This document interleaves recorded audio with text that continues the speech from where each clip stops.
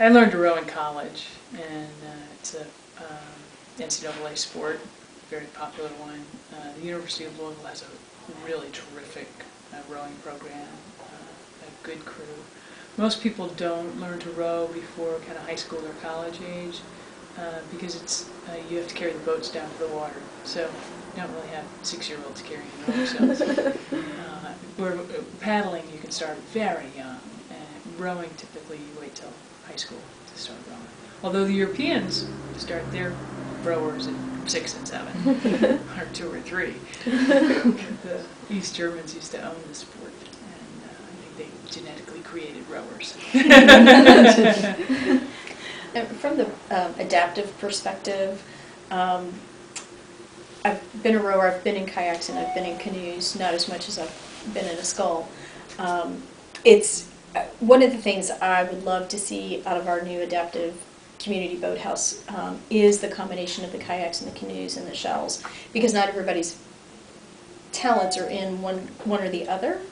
And certain water conditions, you might be able to kayak or canoe in water conditions that you wouldn't be able to scull. And so I like the idea of having versatility in athletes being able to pick and choose their water sport all in one location. The other thing we're hoping to get from the rowing center down on the rivers, because of the great waterfront park and the huge sidewalks, is also doing some hand biking. And for people like myself who use wheelchairs, you know, we're constantly working these muscles, which is our pecs, because of the motion of the wheelchair. In rowing, it was a great balance for me because I was doing the opposite, so I was building my back muscles to keep everything straight.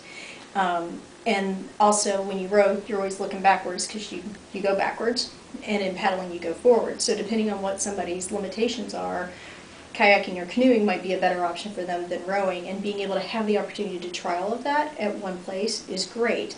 And I believe that for anybody who's interested in a water sport, whether, you know, able-bodied or not, again, if sculling isn't the right thing for you, maybe you like kayaking more than you like canoeing, or, you know, you get in the canoe and you're like, yeah, this feels right.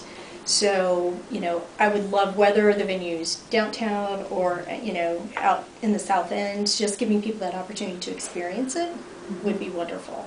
Yeah, I was canoeing on Saturday morning going, it's the wrong way around. See where I'm going. There's something wrong with this picture.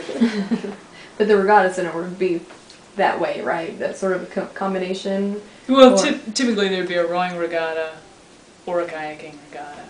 We've not become quite so open-minded as to mix. One can dream about those things. Even in the Olympic venues, they'll have the rowing events, and then they'll have the kayaking events, and so forth.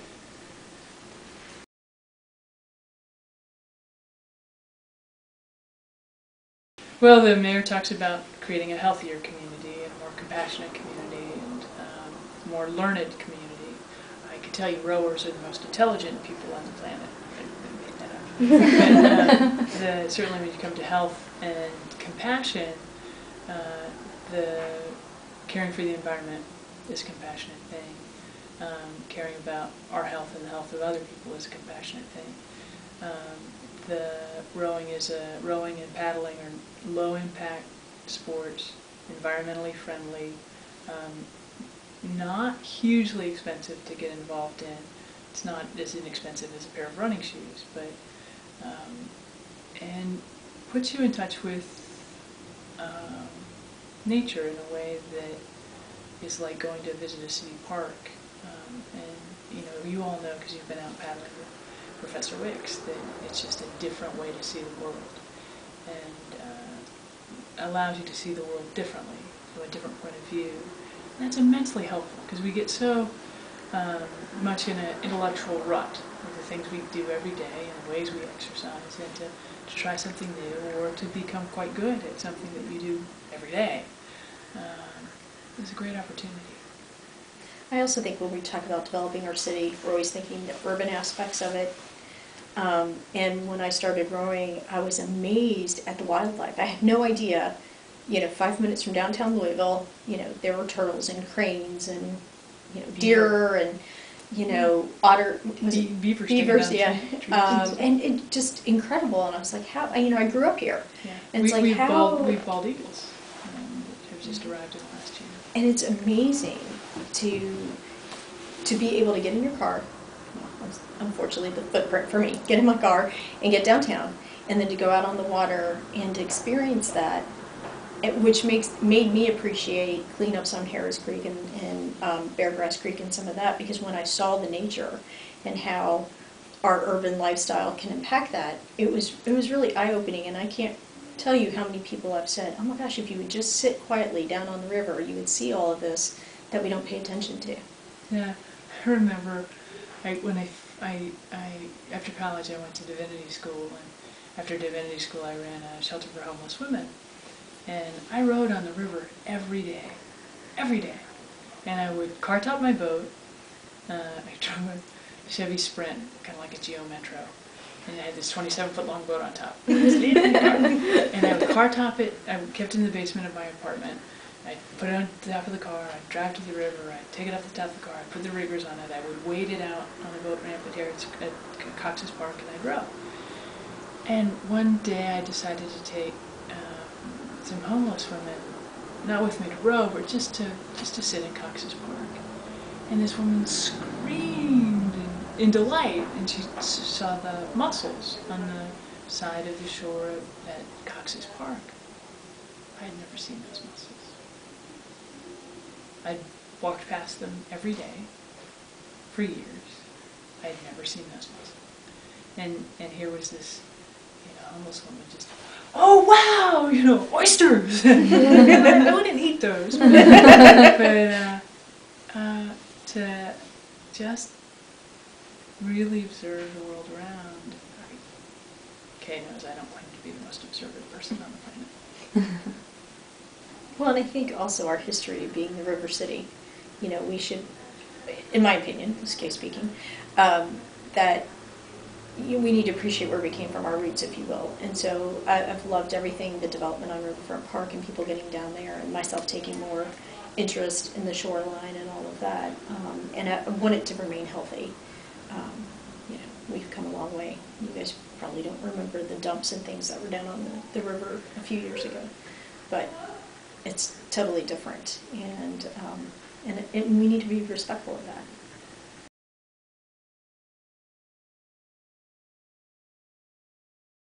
I think protecting access to the river is really important, access to the creeks and waterways, and if we create this great venue, that it just be open.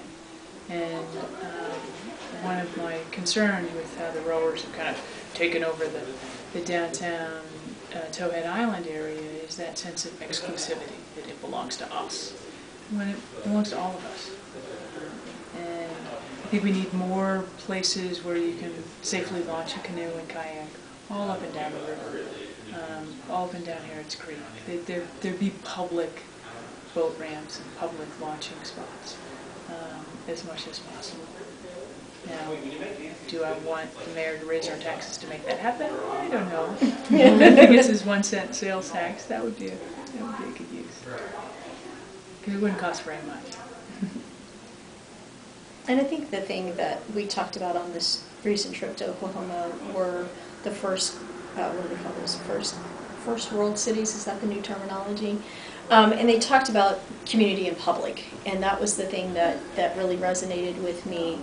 Public art, public spaces, public access, the things Tori's talking about, where the community can take ownership and participate. And I think that's really important. And when you feel a part of your city, you're more willing to do the penny tax on the dollar if that's something that gets proposed and we go forward with, so that you can have things that everybody can enjoy.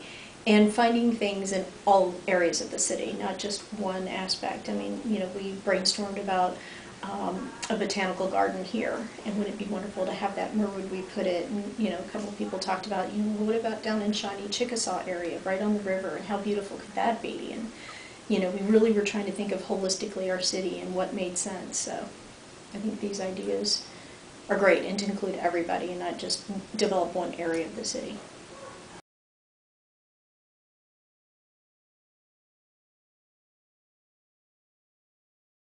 Well, I mean, certainly as you're building a 2,000-meter waterway, it'd be great to do some sort of bicycle path around it, or hand-bike path around it. Certainly coaches can benefit from being able to ride their bike up and down while they're yelling at their crew. There are all these British rowing venues traditionally have a bike path next to the rowing venue because there weren't coaches' lunches with engines when they first started coaching rowing, and so the rowing coach would bicycle up and down the side of the rowing venue and be coaching their crew, and that would be a great way to have it happen so that you could ban engines from this waterway, and it would keep the coach in really good shape too. And the notion of property values going up around these facilities, I'm sure we could document in Great Britain and other places where you've built a waterway like this. Human beings by nature, we want to live near water if we can. Note to the New England, New York area, everybody who's living near water right now is unhappy, but we like to live near water, and if we can see water, we feel comforted somehow. I think it would improve a whole segment of Louisville for us to build a venue like this in the South End. And I meant to mention that earlier, I'm glad you brought that up.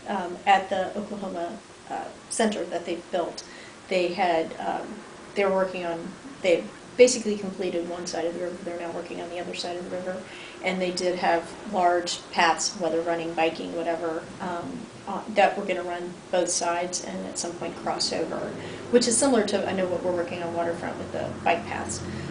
But yeah, I mean, if you're going to build it, you know, add that aspect to it. People can walk and watch people on the water or ride their bikes, or, you know, and they use it. Like I said, we drove across the river a number of times on our tours, and we saw people walking and biking and running, and the people at the rowing, or the boathouse staff said that people are using it all the time. You know, whether they're here to use any of the paddling or the rowing facilities, didn't matter, that it was a space that people came down to, business people in their lunch hour coming out and jogging before work, and they say it gets used. So, be another way to have the whole healthy community as well.